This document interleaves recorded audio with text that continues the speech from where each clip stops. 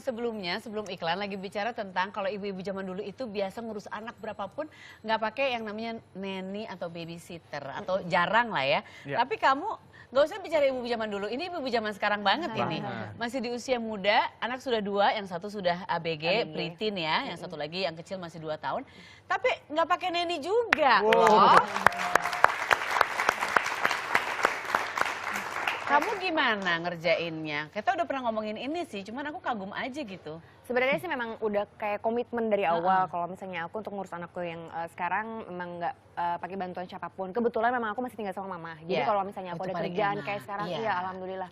Kayak kerjaan kayak sekarang aku cuma bisa nitipin sama mamanya. Makanya aku kalau misalnya ngambil kerjaan tuh nggak bisa yang kayak sinetron, FTV gitu karena yang waktunya nggak tentu ya. Waktunya nggak tentu gitu. Jadi benar-benar memang pengen hands on banget sama yang kecil ini, ngurusin segala sesuatunya dari lahir, dari segala sesuatunya dia memang sudah komitmen memang maunya seperti itu sih. Itu keren banget sebetulnya. Yang penting kita ada komitmen di situ. Kita ngerti kita maunya gimana, pengennya anaknya seperti apa. Tapi dengar katanya sih, ini bener nggak sih? Kalau anakku kan baru 1 ya, aku menunggu malam apa? Amin. Insya Allah didoakan, kita doakan ya. Amin, terima kasih. Oh Dito langsung kamu luar biasa deh support aku Dito. Apa namanya? Cuman aku pengen tahu, katanya bener nggak sih kalau udah anak kedua kita tuh lebih santai. Berapa rules itu nggak terlalu apply kayak dulu lebih galak kayak anak yang sekarang tetap galak juga atau lebih santai? Sebenarnya sih aku galak enggak ya, kayak lebih ketegas. Mungkin emang dari basicnya dari awal ke Bumi juga nggak terlalu. Bumi malah jauh lebih santai. Kalau ke Bumi karena belum siap. Jadi sekarang kalau aku tuh lebih menyempurnakan apa yang tidak sempurna waktu sama Bumi dulu gitu. Misalnya kayak waktu dulu kan Bumi kan masih muda banget ya, belum tahu tanggung jawab sebagai ibu. Tapi kalau sekarang tuh masih muda menyempurnakan. bang. Jadi kalau aku sekarang tuh lebih nggak santai banget juga sih, malah semuanya tuh lebih aku iniin. Jadi lebih ada koreksi-koreksi dari yang kemarin. Tapi kalau kayak masalah ngawasin gadget nggak boleh terlalu ini dan lain sebagainya gitu, cara bermain yang apa namanya? Sensori. Iya, aku rutin sensory play namanya. Jadi aku emang rutin setiap hari, nggak sampai setiap hari sih, maksudnya bisa setiap seminggu 3 kali minimal. Kan memang anak seumur ini kan memang dia berkembang, sedang saatnya berkembang. Segala sensorinya kan memang harus dirangsang kayak gitu. Nah, Abi ini lumayan agak aktif. Kalau misalnya aku nggak kasih aktivitas yang positif buat dia di rumah, jadi cranky. Jadi dikit-dikit mau nonton main gadget apa segala macam. Nah, cara satunya untuk membuat dia tetap sibuk di rumah adalah memberikan aktivitas positif yang juga merangsang sensorinya. Gitu. Nah kadang-kadang orang tua suka ngelihat anak lari-lari ke sana kemari, kita bilang anak ini bandel atau apa, sebetulnya nggak bandel juga.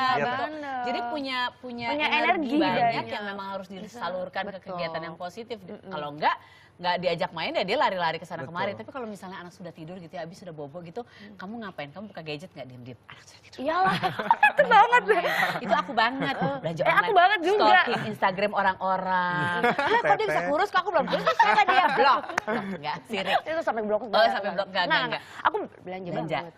Abisnya kan kalau di rumah kan nggak bisa ngapa-ngapain, apa lagi bisa dilakukan. Iya benar. Ya kan, yang bisa bikin kita senang. Kadang-kadang capek ngurus anak, aduh apa yang bisa bikin sepatu baru. Iya benar. Baju baru. Tapi ternyata ada tempat yang bukan cuma kita bisa belanja aja, kita bisa jualan juga. So you can do business. Kamu pernah kepikiran nggak sih misalnya pengen apa namanya, kan kita nih ngomongin hobi belanja nih, tapi kalau misalnya pengen bikin bisnis itu sekarang ada tempatnya agak bisa. Takut emang ada teh. Aku sebenarnya agak takut sih. Tapi pernah kepikiran? Kan, kepikiran sih, sekarang memang lagi ngebantuin mama, tapi belum sampai seserius itu sampai harus benar-benar bikin bisnis. Emang ada teh. Maksudnya pengennya sih memang kalau misalnya kita di rumah, ibu-ibu rumah tangga gitu ya, apa namanya, sambil ngurusin anak, sambil belanja juga gitu kan, tapi ada uang masuk tuh seneng banget. Iya. Pengen dan sih. nggak usah ribet kita mau buka ruko atau apa dan segala macem, nggak usah kayak gitu. Iya, everything you can do online sebetulnya. Aku mau tanya, ada temanku nih, kemarin ini kalau nggak salah nih katanya websitenya dapat penghargaan. Jadi ini tempat canggih banget, kita bisa jualan, bisa beli, bisa apa. Jadi kita langsung tanya-tanya sama tamuku berikut ini ya. Ini tahu banget caranya jualan online yang gampang dan sudah membantu lebih dari 5.000 UKM di seluruh Indonesia untuk berjualan online. Langsung aja kita panggil Mas Ahmad Zaki atau Mas Zaki. Bener nggak sih nyebutnya 5.000 tadi? Mas Zaki sehat? Halo.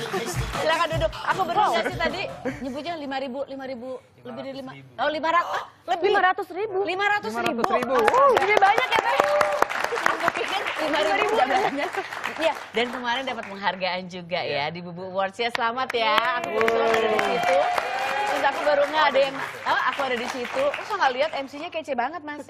Ceritain dong, jadi mungkin nanti kamu juga boleh tanya-tanya langsung, ada Mas Zaky di sini tentang si Bukalapak ini. Jadi benar kita bisa jualan juga, bisa. Jadi emang konsep Bukalapak itu pengen gimana caranya masyarakat Indonesia tuh manfaatin internet buat jualan online, nggak hanya cuma sosial media atau update atau belanja atau apa, jadi we can make money. Make money dan bisa mendapatkan keuntungan dari internet. Itu sih. Oke, Mas Zaky ini foundernya ya, dari Bukalapak. Jadi kayak gimana sih? Apa aja yang bisa dijual di situ? Apa aja. Jadi basically sebenarnya Bukalapak tuh kayak pasar dan emang sebenarnya apa aja bisa dijual. Jadi misalkan ibu-ibu di rumah misalnya aku lagi belajar gambar gitu, aku pengen jual gambarku misalnya gitu. Apa aja? Kuliner makanan? Apa aja, barang meja, terus kemudian cangkir, baju, perhiasan, apapun ada barang di Bukalapak. Barang second boleh? Boleh. Wow, makin banyak yang bisa dijual. Jadi memang apa aja gitu loh di situ. Oh gitu, kalau misalnya aku bikin bisnis nih, misalnya risoles gitu ya, misalnya risoles gitu. Selama misalkan risolesnya itu awet, bisa dikirim, misalkan ada pembeli dari Papua beli barang, ya nggak masalah sebenarnya. Tapi jangan sampai nanti tengah jalan bau. Nah kayak gitu-gitu gimana mengantisipasinya? Bukalapak ini kan menyiapkan wadahnya untuk semua bisa berjualan, untuk membeli kayak ada lapak-lapak aja. Pernah nggak ada kasus di mana satu konsumer itu kecewa atau gimana terus? Jarang sih, mungkin kecewanya lebih ke ya misalkan ada memang pelapak-pelapak yang ngirimnya agak lama gitu. Tapi jarang sekali sih.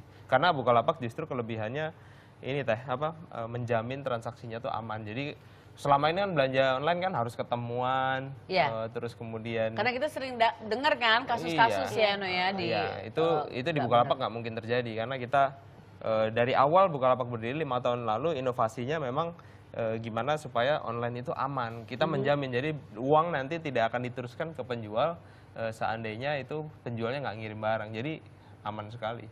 Oh gitu. Jadi baru diterusin kalau barangnya sudah benar-benar sampai. Jadi garansinya dari kalian sendiri. Kita kerjasama dengan jasa pengiriman. Kerjasama, kita tahu barang ini udah nyampe apa belum. Berarti kalau barangnya nggak nyampe atau nyampenya nggak benar, kita gedor-gedor rumahnya Mas Zaky aja. Nanti kita.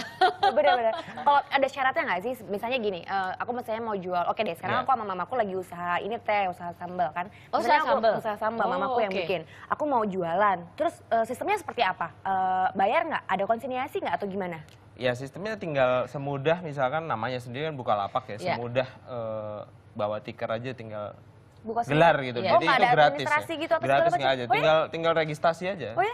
Kayak kita join sosial media itu mirip sekali sih seperti itu, tinggal ngupload barang aja. Nah kebetulan kayak sambal ini salah satu barang yang lagi ngetop sekarang, makanan. Makanan pasti laku sih harusnya. Timeless kalau itu ya. Barang apa lagi yang bisa menguntungkan sih untuk bisnis online? Menguntungkan itu barang-barang sebenarnya yang paling penting itu kita sebagai penjual itu keseriusan ya. Jangan sampai jualan cuma, jadi misi Bukalapak memang ini gimana membuat masyarakat Indonesia tuh menjadikan jualan online sebagai profesi. Kalau selama ini dulu kan jualan online kan, oh yaudah saya punya laptop, saya jual deh. Iya benar. Padahal besoknya nggak jualan habis itu. Setahun cuma jualan 5 barang. Padahal Bukalapak berharapnya, sayang kalau jualan cuma 5 barang setahun. Mbok ya sehari 100 barang bisa nggak gitu loh. Kita pengen menumbuhkan semangat entrepreneurship sehingga siapapun bisa punya bisnis yang bisnisnya tuh besar gitu loh. Nggak hanya mungkin sampingan, pengennya tuh profesional. Dan dari 500.000 pedagang di Bukalapak tadi itu sekitar 20% itu profesional mereka. Artinya sudah pekerjaannya itu mereka tergantung hidupnya dari Bukalapak. Memang ini untuk support pedagang-pedagang yang mau serius berdagang, nggak ada modal yang begitu besar untuk buka ruko atas kemana, jadi ke Bukalapak aja gitu. Dia beneran gratis nih. Gratis dan ya kalau dibandingin dengan toko offline, kalau offline kan biayanya mahal, terus kemudian harus kalau misalkan mau bikin website sendiri kan juga biayanya juga misalkan domainnya ada biayanya, belum sistemnya. Kalau dulu kan pengen punya bisnis online kan harus ngerti sistemnya kan Teh. Gitu. Berarti kalau misalnya kita mau jualan di Bukalapak ini berarti modalnya nggak terlalu ada, hampir nggak ada. Bahkan ya misalkan saya kenalan sama Eno punya sambal, pinjem fotonya aja deh, WhatsApp fotonya resepnya sambalnya saya bantu jualin di Bukalapak. Oh gitu, oke. Habis itu kalau ada pesanan baru produksi hubungin gitu. Eno aja, kirim ke alamat ini. Oh, jadi aku nggak perlu store sambalnya ke Bukalapak, enggak? Jadi memang langsung kirim ke sana. Misalkan saya jadi reseller. Deh. Nah, bisa tinggal di foto. Berapa nih harganya? Bagus. Lumayan nih, Tok. Kita kan bisa kasih ini gratis untuk tamu-tamu yang datang. Iya. Kita mulai buka merchandise untuk ya, nanti Sarah Sehan ya benar ya. Kita bikin lapaknya Sarah Sehan. Jadi semudah itu ya. Berarti kita tinggal masuk ke websitenya si bukalapak.com ini dan ini terbuka bagi semua orang deh. Karena selama ini misalkan jualan online kan apa ya?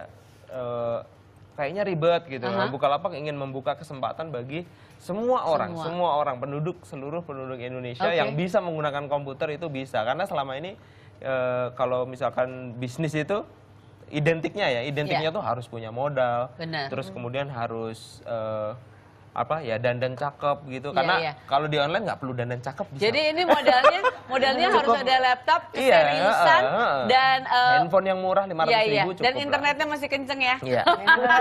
Mas Zaki terima kasih sudah ada di sini. Selamat untuk Bukalapak ya, sudah banyak sekali UMKM yang gabung di situ.